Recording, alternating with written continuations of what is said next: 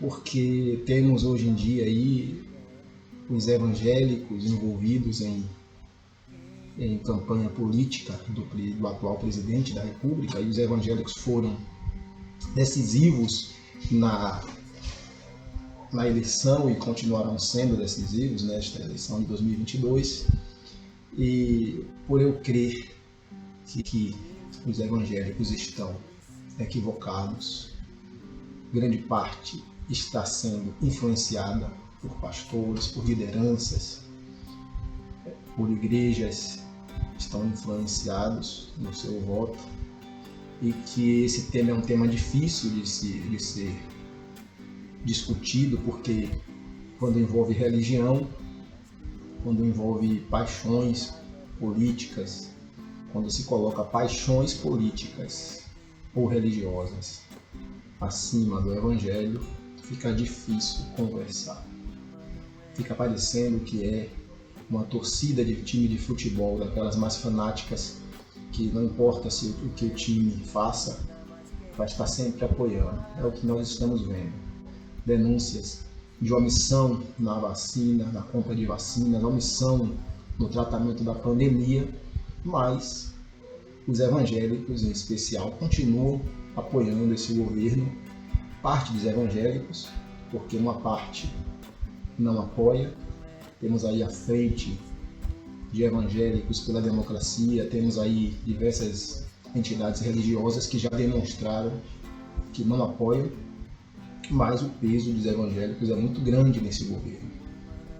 E principalmente de igrejas que influenciam os seus fiéis equivocadamente, tirando a palavra de Deus e colocando uma palavra política, religiosa, e dentro dessa palavra política, apoiando um dos piores políticos que nós temos no Brasil, e que ele está fora do campo democrático, diariamente ataca as instituições democráticas, e isso eu entendo que não deveria ser uma bandeira para os evangélicos defenderem. Eu acredito que nenhuma bandeira política o evangélico deveria defender, a não ser a defesa da palavra de Deus, levar o evangelho, o ide que Jesus nos ordenou, levar o evangelho para toda criatura, o evangelho. Jesus não mandou a gente levar defesa de política partidária, e ainda da pior espécie. A política que Bolsonaro quer é a antipolítica. Ele usa a política para defender a antipolítica. É uma coisa contraditória, aliás, como tudo no seu governo é contraditório. Ele fala que quer liberdade de expressão, mas ele cerceia as pessoas que querem se manifestar a respeito do governo, manda prender, persegue.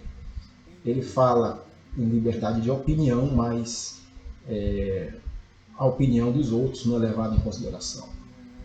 Mas, para mim, o que me levou a fazer vídeos aqui no canal falando sobre esse tema é que Bolsonaro defende a tortura. E nós sabemos que nosso Cristo foi morto, foi crucificado, foi levado para ser morto por morte de cruz, e antes disso ele passou por uma sessão de tortura.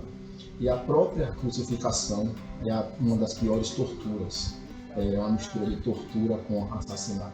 Homem que defende a tortura que foi o instrumento que matou o nosso Jesus Cristo, é uma contradição absurda. E o que é que Bolsonaro faz? Faz o crente não ser renovado, mas voltar à época medieval, onde a igreja e a política se misturavam e faziam atrocidades, defendiam a morte dos considerados pecadores. Jesus veio para defender a vida, o arrependimento dos pecadores. Ele fez isso com um ladrão que estava ao seu lado, com pena de morte, que o reconheceu como Filho de Deus, e Jesus disse que ele estaria com ele no paraíso, ainda naquele dia. Esta mensagem que Jesus quer para a gente, o arrependimento para que a gente esteja com Ele no paraíso e não que a gente seja aqui os juízes da terra. Isso só cabe a Deus, ao seu Filho, e não a nós. Nós temos que pregar o Evangelho para que as pessoas se arrependam. Esses ladrões que o bolsonarismo defende que sejam mortos com um tiro na cabeça, nós não podemos aceitar isso. Nós temos que pregar para esses ladrões que eles se arrependam e que eles aceitem Jesus como o único Salvador.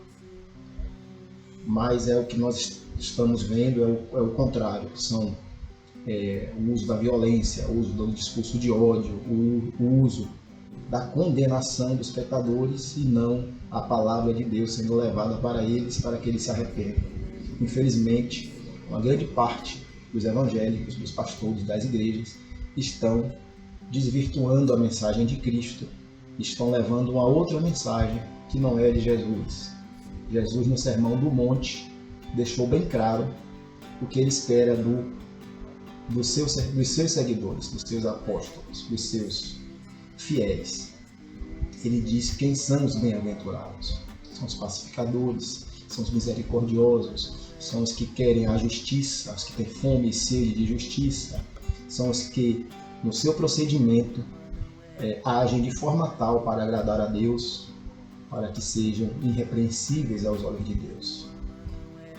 É uma tarefa difícil, nós temos que buscar sermos obedientes ao que Jesus falou e não esquecer o que ele falou e ouvir o que Bolsonaro está falando, seus apoiadores, pastores bolsonaristas, igrejas bolsonaristas, fiéis bolsonaristas que esqueceram a mensagem de Deus e estão colocando em prática a mensagem bolsonarista, o ódio aos opositores, a perseguição, a imprensa, a falta de transparência, colocando sigilo de 100 anos nos dados do governo para que ninguém saiba o que ele está fazendo. Ele ordenou lá para os pastores, deu livre acesso aos pastores que foram lá no Ministério da Educação de forma irregular, pedir benefícios que são de todos os contribuintes, que devem ser repartidos de forma igualitária e não de forma dos apadrinhamentos que sempre devem ser combatidos pelo Estado Democrático de Direito. Então, mesmo que você mostre esses vídeos, esses pastores evangélicos, essas igrejas bolsonaristas continuam defendendo este governo e continuam acobertando esses atos que só mancham o nome dos evangélicos. Mas nem todos os evangélicos concordam com essa prática e esses evangélicos que não concordam precisam se manifestar, precisam dizer aos seus pastores, às suas igrejas, que não concordam com isso. E eu vejo que ainda há muita omissão por parte dos evangélicos que não concordam. Eles ficam muito calados. Eu tenho presenciado isso, por isso eu estou falando isso. Pessoas que não concordam, mas que não se manifestam. Até têm vergonha do pastor de falar, têm vergonha de se manifestar, de ser considerada uma pessoa que não respeita a hierarquia. Mas não se trata de respeitar a hierarquia do pastor. O pastor não está acima da palavra de Deus, a igreja não está acima da palavra de Deus. É Cristo o nosso farol, é Cristo o nosso sustentáculo, é Cristo a nossa direção. Não é pastor, não é igreja. Os pastores deveriam honrar o que Cristo nos ensinou e falar a palavra de Deus como Ele nos mandou, e não desorientar a população no que foi ensinado por Jesus.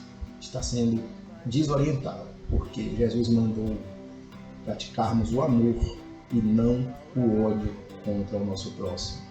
Jesus mandou a gente perdoar e não andar com uma arma na cintura. Jesus mandou a gente praticar o bem para que a gente ilumine a todos que estiverem à nossa volta. Ele não mandou a gente trazer trevas e sofrimento para as pessoas. A pandemia nós temos aí um dos maiores exemplos de que esse governo é das trevas. Ele ignorou a compra de vacinas, ignorou o sofrimento do povo. Em 2020, a cada 10 pessoas que foram entubadas, 8 morreram, entubadas por Covid. E em 2021, 28 mil pessoas morreram sem ter acesso à UTI. E o governo defendia que as pessoas se contaminassem, que os hospitais ficassem sobrecarregados, mesmo sabendo desses dados. Então, os atos dele falam por si só. Embora ele fale que é de Deus, fale que defende a família, fale que defende os evangélicos, ele, na prática, ele não defende. Muitas dessas pessoas que morreram, essas 8, que morreram entre 10, em cada 10, 8 morreram, 80%, desses 80%, muitas dessas pessoas eram bolsonaristas que achavam que era uma gripezinha, achavam que a cloroquina ia resolver, influenciadas por pastores, por igrejas também que defendiam que as igrejas ficassem abertas, no momento que ainda não havia vacina. Então, por aí você vê. Infelizmente, apesar de tudo isso, não houve um senso crítico, não houve uma autocrítica para abandonarem essas práticas, abandonarem este governo, e infelizmente continua-se um grande apoio dos evangélicos a este governo, o que é lamentável. Temos que apoiar a Cristo, temos que apoiar a palavra de Deus. E se o pastor está contrariando a palavra de Deus, nós não temos que apoiá-lo. Temos que permanecer até o fim, convictos do que Jesus nos ensinou e não do que os pastores estão ensinando atualmente. Então pense, reflita sobre isso. Se afaste dessas pessoas que apoiam um torturador. A tortura foi o instrumento atroz que matou nosso Jesus. Mas Jesus ressuscitou.